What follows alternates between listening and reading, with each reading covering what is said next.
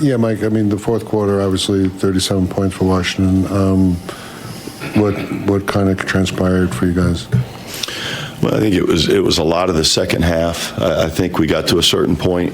You know, sometimes when you go through and you're not making shots, you really have to dig in and give yourself a chance to stay in there. And I think we let one end affect the other end a little bit, and that was probably the biggest thing. You know, we got some decent looks through the game, didn't make them, and I think we finally got to a point then, you know, we had some drops on the defensive side and allowed them to get some more. Felt pretty good early, even though we weren't making shots. We were able to kind of keep that in check and kind of stay in the game. And then as it went on, we continued to not make shots and had too many turnovers. I think it just kind of affected the other end negatively.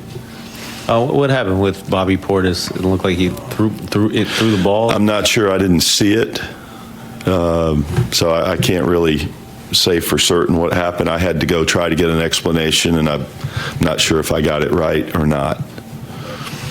On Damian Dotson, Coach, I know he was healthy enough to play. Are his minutes limited at all by that illness, or has that impacted him? Not so much. He had been out for a few days. He did practice some yesterday.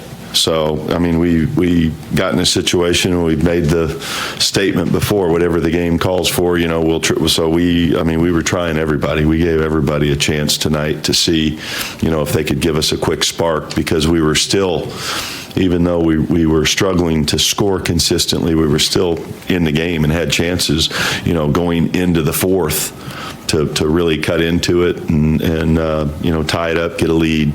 And so, you know, we saw an opportunity there. We went smaller a little bit. You know, we tried some different lineups and we tried different people. We tried different things, looking for a little spark there.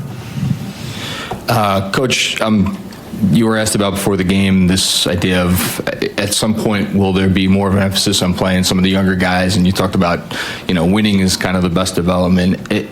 At some point, will there be more of a tipping of the scales later in the season, maybe, where, you know, just you're going to give some of the younger guys a little bit more minutes regardless of what else is going on?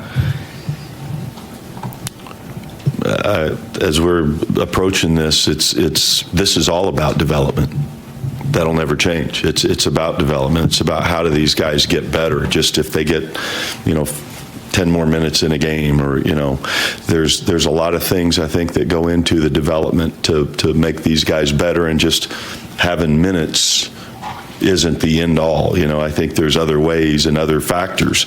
Certainly they need experience. Experience is maybe the best teacher at times, and they're getting some experience as they go through it. So, you know, we're going to continue every day to work on development and get guys better and move forward. And as we said, as we do that, it puts us in a position where you have a chance to win games too.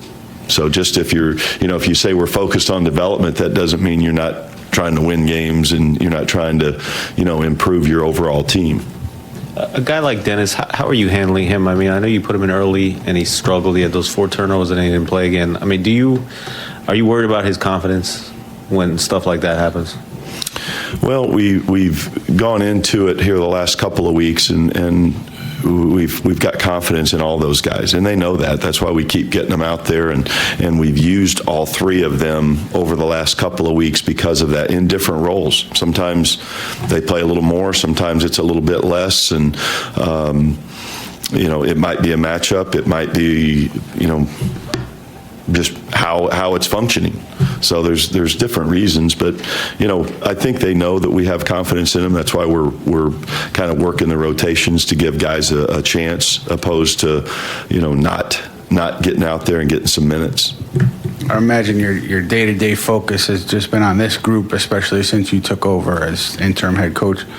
Are you going to take a couple days off here during the break and unwind, or what are your plans during? Yeah, I probably will. I'll probably, like the players, the coaches will take a couple of days and kind of regroup, get recharged, and, you know, when we come back, this thing moves fast, as you know. After the break, there's games coming in there, and so it's a good time for these guys. They've had a good stretch here. We feel good about, you know, the direction that we're moving, and obviously, you know, one thing we say all the time: we can't go backwards. We've got to keep pushing forwards, and you're going to come across across some games along the way that you don't play the way that you want to, and then you've just got to come back and pick it up and do it again.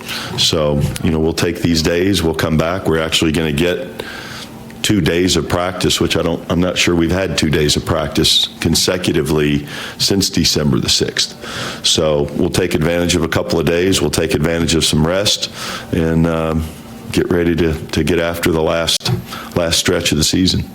All right. Thanks, Coach. Thanks, Coach.